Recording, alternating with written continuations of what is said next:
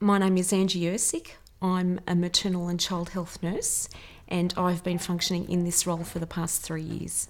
Hi Donna, how are you? Hi Angie, how are you? Thanks for coming. Come in. Thanks, good to see you. Yeah, you too. Hi Layla. Generally speaking, by the time we make that initial home visit, the child is between 7 and 10 days old.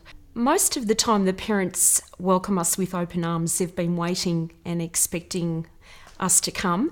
So when we arrive there, they're usually very happy to see us. We do find that first-time parents are very, very anxious.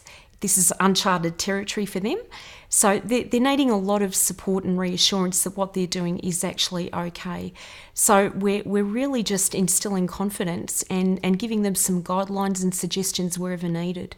We put strategies in place, specific strategies, and most of the time parents get distressed about either feeding or settling their babies. So we give them specific strategies to help them cope with those things. The second visit is at 2 weeks. The third visit, 4 weeks. 8 weeks of age, 4 months. 8 months, 12 months. 18 months and 2 years. I think one of the most important things is getting that bond happening between mother, baby and father, and it's being very inclusive. I know some of the families I've worked with have very much appreciated getting lactation established. We do regard breastfeeding as a very high priority.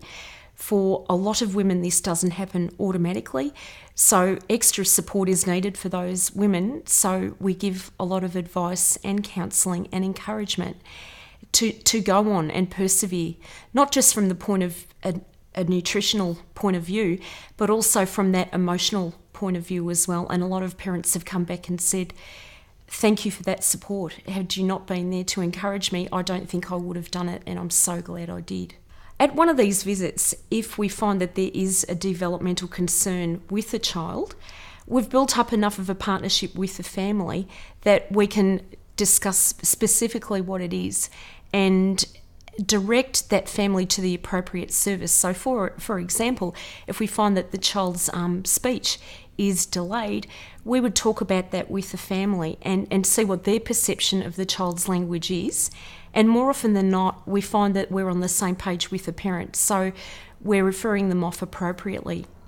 This service cannot be underestimated at all. The importance of it is critical. We believe that the service provides support to families, and families are the cornerstone of a nation.